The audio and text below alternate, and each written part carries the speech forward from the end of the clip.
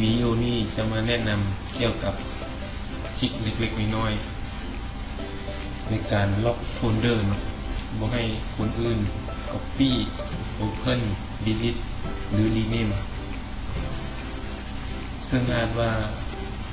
จะเป็นข้อมูลส่วนตัวเราแต่วิธีการทำค่านี้ก็คลิกขวาใส่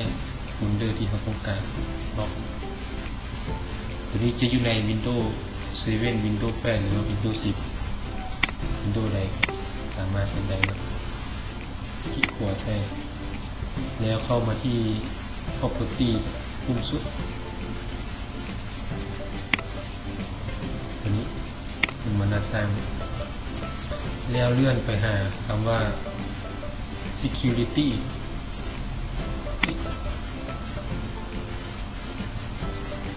เลือก Admin Edit จะขึ้นมาให้เราติ๊ก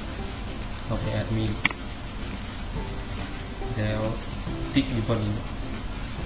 ในเมื่อก่อนนี้มัน Allow คือว่าอนุญาตให้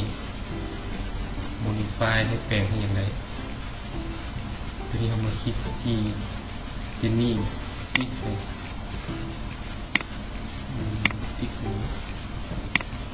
แล้วกด Apply จะมีข้อความนี้ขึ้นมาหมายความว่ามันถามว่าซีดำเนินงานต่อกด Yes ไปโอเคกดโอเคอีกมันตัวนี้ลองเอามารีเนมมือ